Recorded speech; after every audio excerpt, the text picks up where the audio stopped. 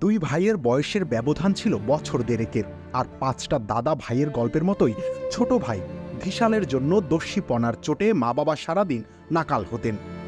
বড় ভাই ছিল ধীর স্থির, স্বভাবে বিপরীত মেরুর বাসিন্দা হলেও দুই ভাইয়ের জ্ঞান জুড়ে ছিল ক্রিকেট।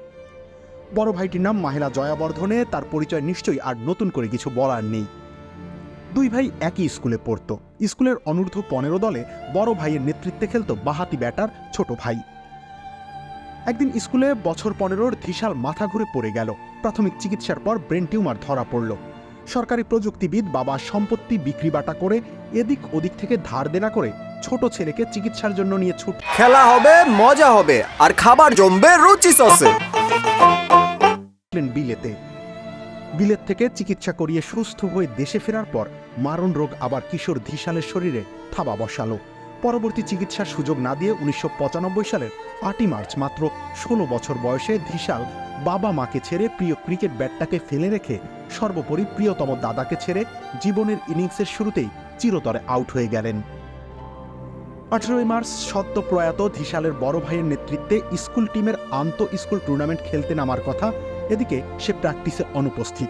এমত অবস্থায় স্কুলের প্রিন্সিপাল বাড়িতে ছুটে এসে আবার মাঠে ফিরতে পরামর্শ দিলেন। কিন্তু ছোট ভাইয়ের শোক বিহ্বল বড় ভাই সেই প্রস্তাব সবিনয়ে প্রত্যাখ্যান করলেন। অবশেষে ওয়েলাওয়াত্তা মন্দিরের পুরোহিত প্রতিদিন মন্দিরের এক কোনায় মনমরা হয়ে বসে থাকা ছেলেটার অশান্ত মনটাকে উপশম করলেন। তিনি বললেন, "Your brother loved you to play cricket.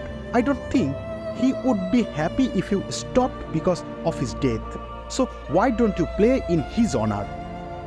পুরোহিতের কথা শুনে খেলতে রাজি হয়ে ছেলেটি বাড়ি ফিরে ম্যাচের আগের দিন রাতে বিছানার পাশে প্রাণপ্রিয় ভাই ধিসালের ছবি নিয়ে শুতে গেল।